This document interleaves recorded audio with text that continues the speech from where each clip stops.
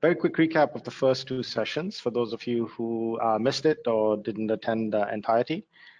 We established the idea of transformation as a continuous cycle. We said that we defined it as not a one-time single event change, but rather a series of continuous changes in cycles, each cycle becoming more capable than the previous one.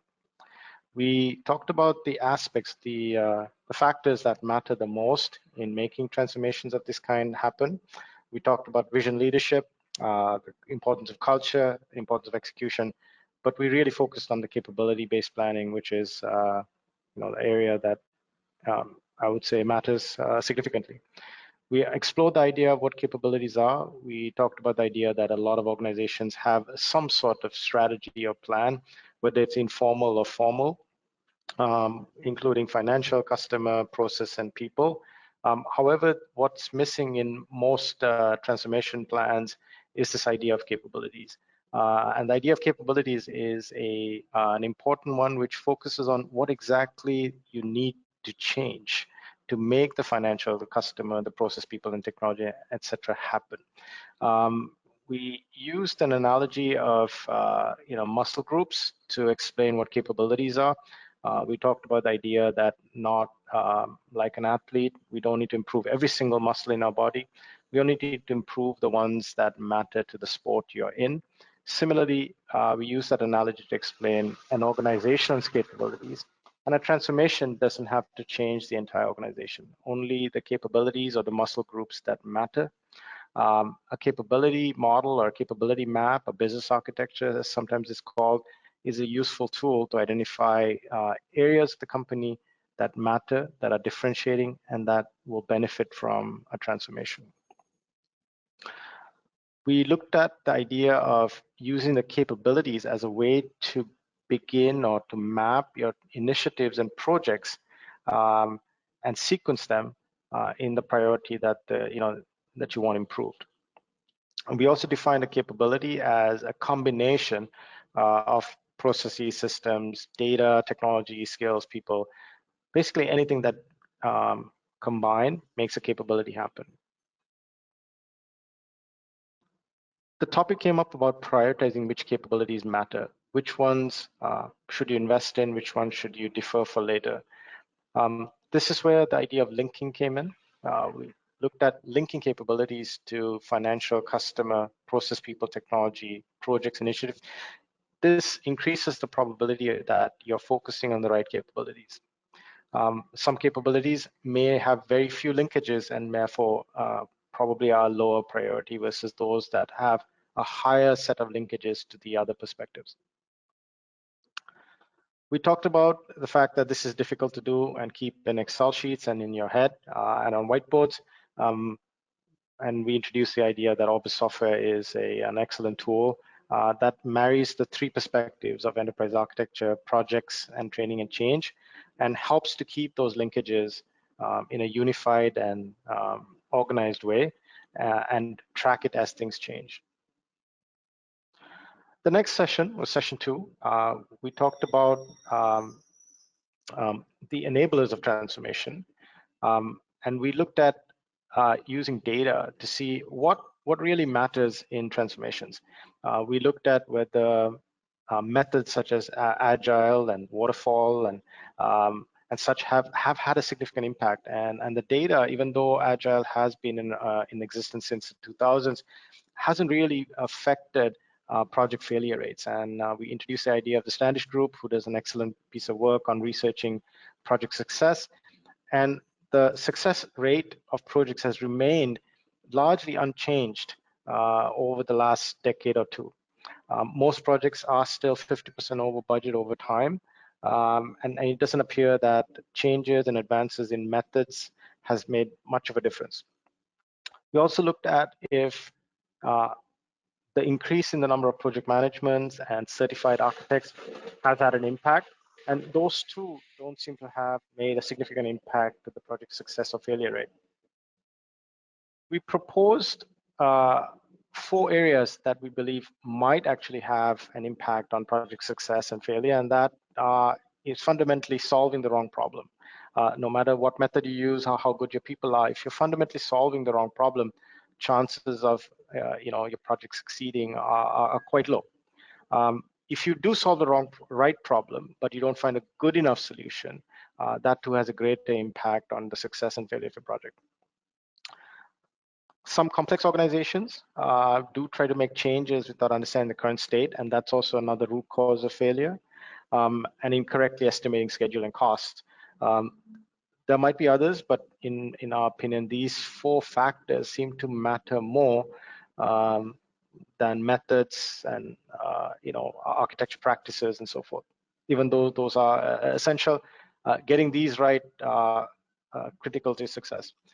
We unpacked looking at the problem. We explored the idea of not just looking at the apparent problem or the symptoms, but trying to get to the root causes and devising solutions to the root causes rather than to the symptoms. We talked about what good solutions look like. We talked about the idea that it's quite hard to get to a good solution in one go. The path to a good solution is more likely starting with a good enough solution, which then, if you get sufficient feedback and through iteration, you can take a good enough solution from the tipping point to make it a really good solution. And we introduced the idea of iterations. We introduced the idea of making lots of small changes to a good enough solution to make it a really good solution. We tackled the topic of funding and estimation.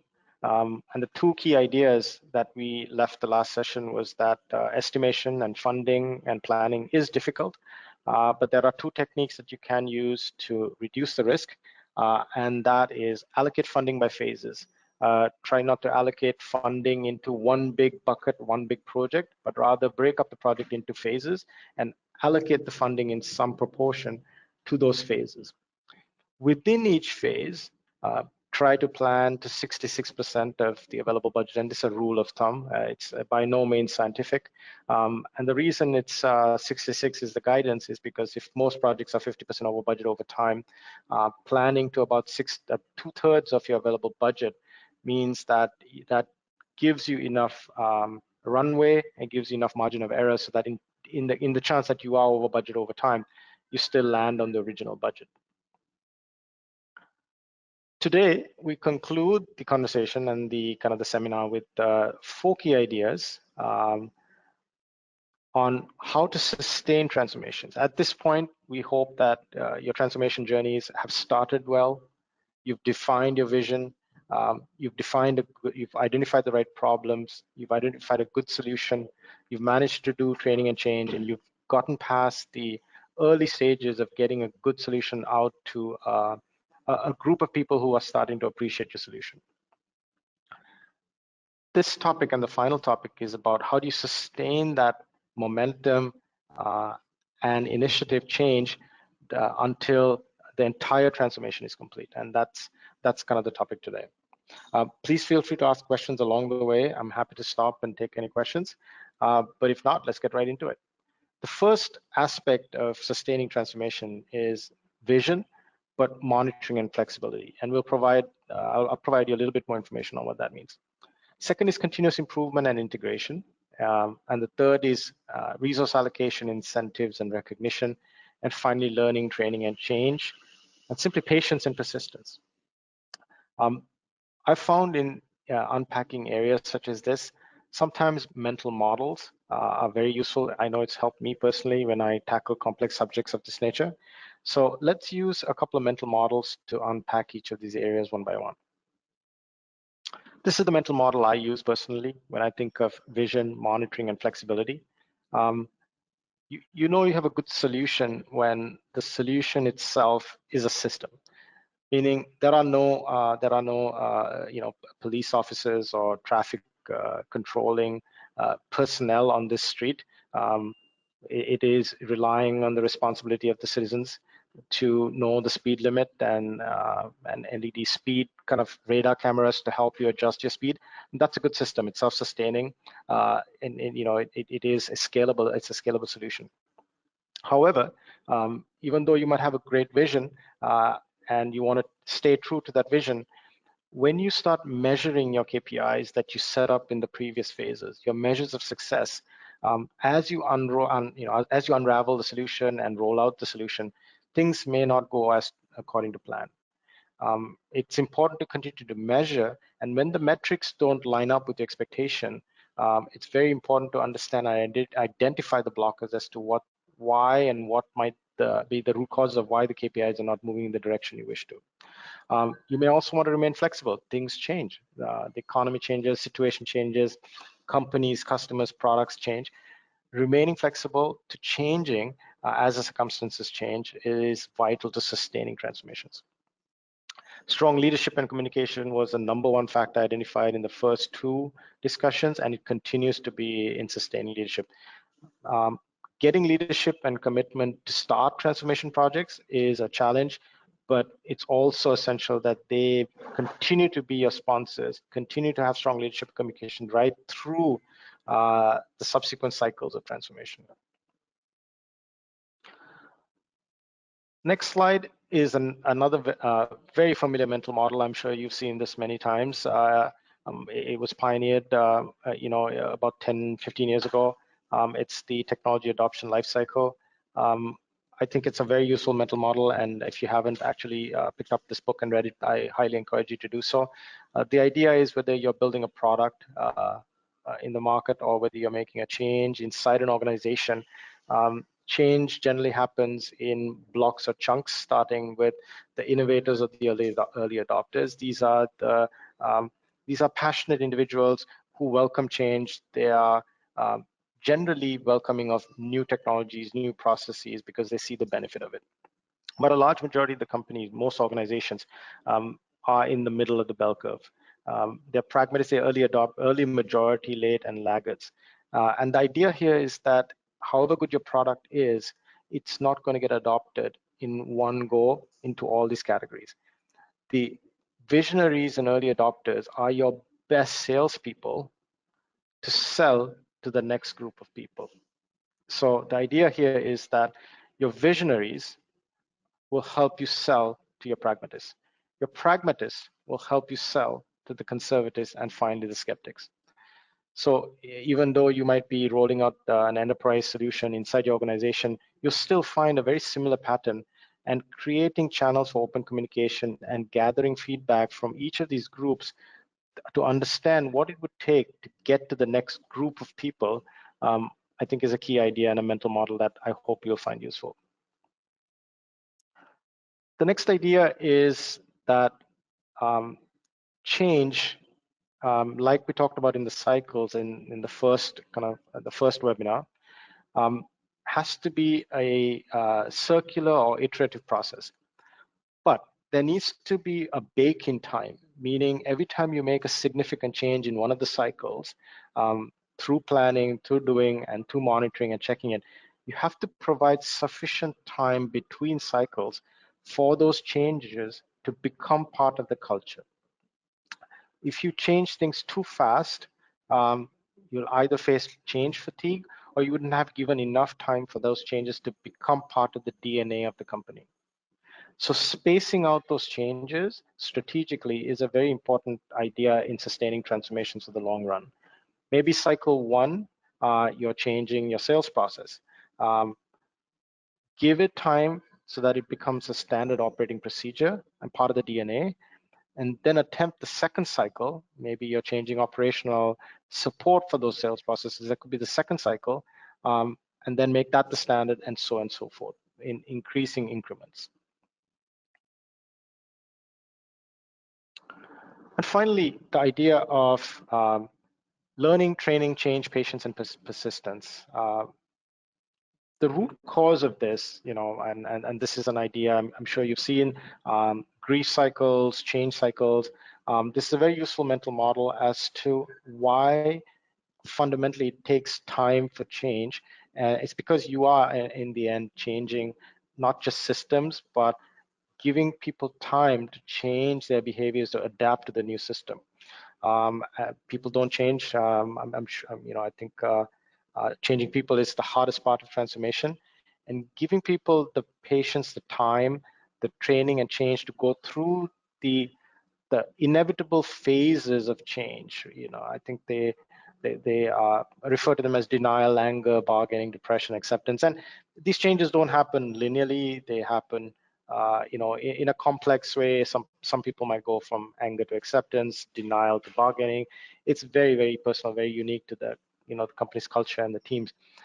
But giving people the tools and preparing them for change, giving them the time for change, weathering the storm, avoiding temptations to go back, celebrating small wins, incentivizing people and recognizing individual teams as they progress through these are just the essential elements of the change management lifecycle. I covered all these 4 topics really quickly.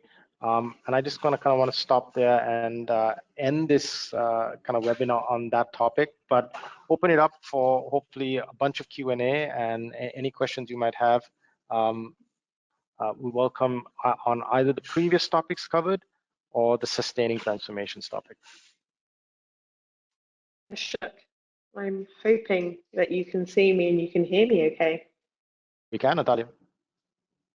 I thought I'd make a rock star appearance due to my technical issues initially, but I have been listening patiently as always, and thank you for Will for doing a marvelous job. You didn't need me in the first place to run these series. Really, really, really interesting. I've got questions, but I'm not here to jump in and now make the show all about me. But want to take a moment and ask, we've got obviously a great group of people that I can see online. If there are any Q&A specifically around any part of the 3-part series, or maybe you didn't attend the first one, you've got some questions, so please feel free to pop it in the chat, and we'll take that. From my side, I want to ask you to go. I want to go back a little bit, and I like the grief slide. That's something I want to delve into in a second a bit more. But if we go back to that, the early adopters, and obviously that curve, I'm very familiar with it, especially from an external perspective, and selling a product and selling goods and services, and how you market. For me, as a marketer, marketing for these different people obviously has very different messaging at different stages and how you utilize it. Do you use that same methodology from communication towards the early adopters and the innovators internally into a business, or is there a different kind of communication framework as well? No, I think this model has become very easy to understand if you're a product company, if you're selling a SaaS service or a product. It's less intuitive if you're making changes inside an organization, but the same idea applies. Fundamentally, in the end, we're still dealing with people, and so let's make a real example. Let's say the solution you are building affects a particular region or a particular department. Chances are that within that department, there are a few individuals who are the innovators and early adopters. There are, in that particular division, let's say there's 100 people in that division, a majority of them will lie in the pragmatists and conservatives. So the same idea applies even within an organization. So it is very important to identify the innovators and early adopters within that group and make them the beneficiaries of your solution initially, win them over, and use their goodwill and connections with the rest of the group to see if the idea will propagate to the rest of the department, if that makes sense. Instead of you trying to approach the entire department and dealing with conservatives and pragmatists by yourself, which is very difficult to do. It is easier to go after the visionaries, and use them as your allies to get to the rest of the group. Okay, no, that's useful. It's also a bit, that's school yard mentality as well. It's the ones that can have that greater influence over to get your foot in the door and resell. So thank you for explaining that a bit more. And can we go to the grief side, if that's okay? Sure. By the way, I picked this up at a funeral website, but I think it applies. mean, that is interesting. Actually, let's digress a little bit, 'cause it wouldn't be a webinar without me doing that. There was a pod, an innovation pod that I saw, and it was called a grief pod. That was used, that you could go in and scream and release your emotions and feelings like a grief tank. And that for me was quite a powerful concept, and somewhere that I say that you can just take it out, the good, the bad, the ugly, and you step away, you leave it there. And part of this grief pod that you can play music as well, so you get that full immersive. So I have also used certain concepts for inspiration. So regarding this one, how the part that not bothered me was about timing, right? You said that you need to give the time to ensure that you communicate, and you have patience. Yeah. Is that always possible, right? Is that almost a luxury So, to have that time and that patience when you're so doing this sort of change? I think it comes down to, obviously it's this, what I'm describing is the ideal case. Sometimes you just simply have to make a change because you have to make a change and then deal with the consequences after, right? Either way, the volume of grief that you have to deal with is the same. Um, you can deal with the grief more gracefully if you made a change, gave it some time until it becomes standardized before making the next set of changes. And that might be, a week, a few weeks, a month, depending on your organization's kind of cycle. It doesn't have to be, an extended period of time, but some period of time is required between cycles of change simply to accommodate for this, very natural human change process. How was this methodology brought into the strategic transformation? How this is very humanizing. As somebody, once again, as a marketeer in my background and for it, Yeah. like this resonates with me because it's the same practicalities externally. But how does this fit into what I would say is a very, Orbus software, Orbus Infinity, we're a strategic transformation platform. We deal with tech, right? In essence. Yeah. But how is this weaved so wonderfully through it? Yeah. And is there more Yeah. practices of this humanization? Yeah. I mean, let's take some real examples. That's the best way to kind of unpack it. An organization is going through an ERP transformation. They're moving out of their existing ERP system to a new ERP system, right? So let's go through these cycles. The new ERP system, a lot of people don't have a choice about, much like driving on the street. They have to adjust their new processes, whether it's inventory or sales or invoicing, based on this new ERP system. They're going to have to change it. They've probably had so many well-designed processes in the past, whether it's invoicing or whether they're Excel sheets or whether they're partner relationships. But the shift to the new ERP required you almost to drive on a new street in a new car and follow these new street signs. It's almost like if you were, very familiar with driving in the UK and then you drove in the US or vice versa.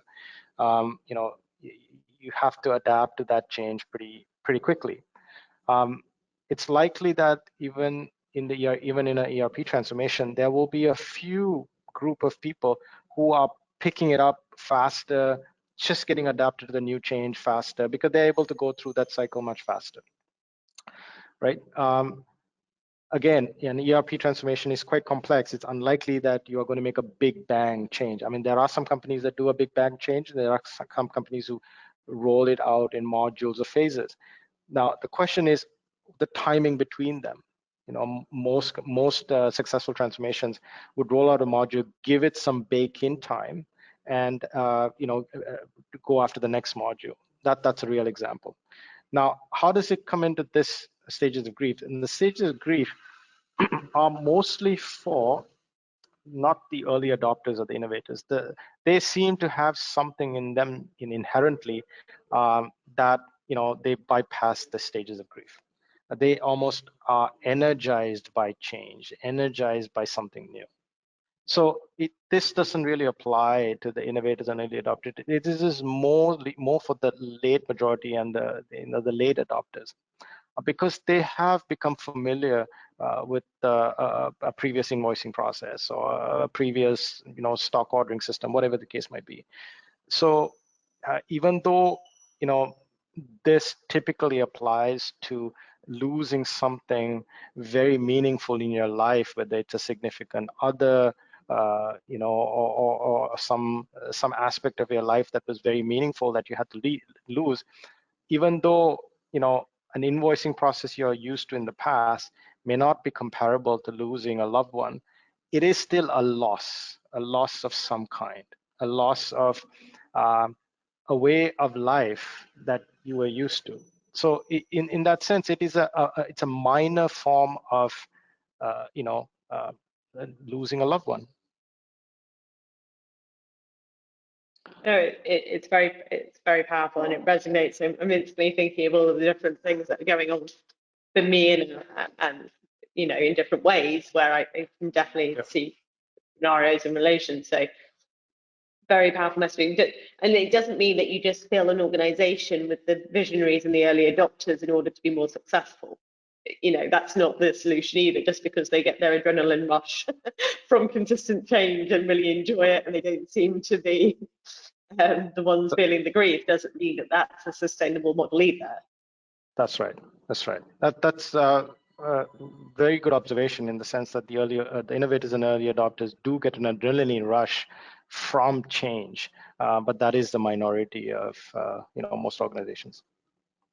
Yeah, and that doesn't necessarily mean they're more successful or better at than it's just the fact that they're leveraged, or they're hardwired, shall we say, right. in a different way towards combating things like that. Right. Now, while this is on the softer side of the transformation, there's a tremendous amount of organization of training material, training calendars, change management. That has to be, in the past, we found them very useful to store such information in Orbus, so that we know if a particular module is changing, we know the impacted people through the Orbus system. We also have used it successfully to prepare specific material and calendars of change, again using Orbus, to target those specific changes. So keeping all of that kind of organized, we found that very useful using Orbus. Okay, fine. So there is the practicality of the business centricity towards this as well, and the stickiness across an organization to ensure that what I feel is the business can run on people, and you sell to people, right? At the end of the day, no matter, regardless of the digitization and the automation and the AI, the efficiency is still, touch wood, for a strong period of time, still requires the human element. And by what I've learned from you, the many things, and there have been many, and I'm very grateful to have been part of this 3-part series, is that how much of the human part is critical to the success of a transformation. And for me, those themes of leadership and communication, I think you said it's run through, but those are the strong DNA across the entire part. And you can't just go all guns blazing into things. That doesn't produce a successful side. I'm sorry, I'm talking at you. No, it does appear that it's very similar to a question that we have, Natalia, on the chat here.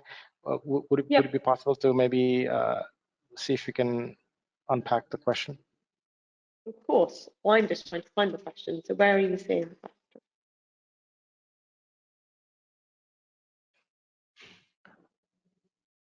So I'm going to just read it out here. How can one effectively inject a buffer between an innovative leader who, let me just see if I can get this a little bit larger. I'm trying to expand it.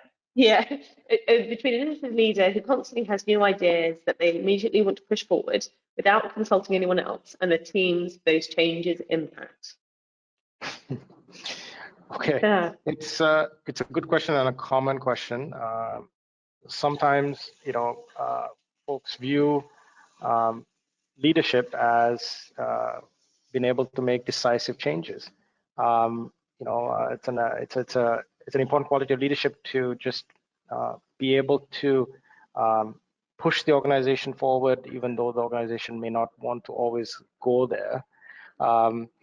However, I think whilst again, like with anything, the balance is really the key here. It's essential that leadership identifies the right problem to solve, finds a good solution, makes a transformation initiatives, put funding and resources behind it to move the organization to a to a new place. However, if the innovative leader is not giving enough time between changes and constantly pushing forward,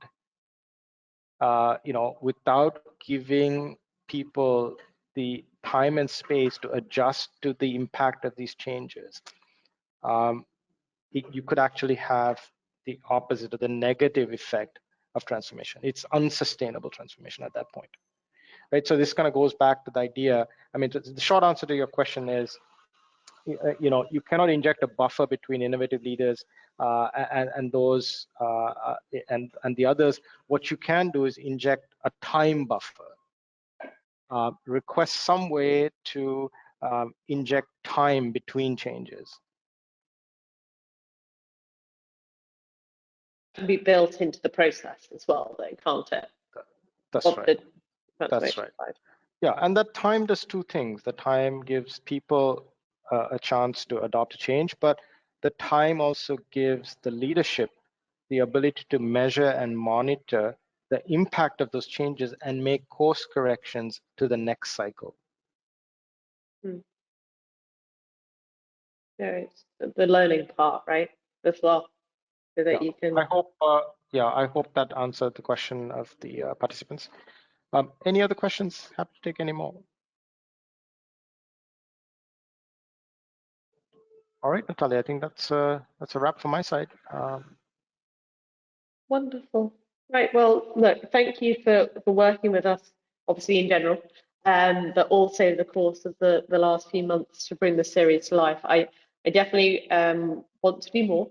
I think this has spurred a lot of internal discussions about different things that we can hopefully surface between your side of things and all the software as well, and hopefully get some practical more examples out there. So enjoy the rest of your day. Thank you everyone for logging in. Apologies for my technical slowness, but enjoy the recording. Once again, reach out to any of us on LinkedIn, on our community, Orbus Nexus, where you can sign up and collaborate, and then obviously direct Vasa too. Have a lovely day. Thank you again. Take care. Bye-bye.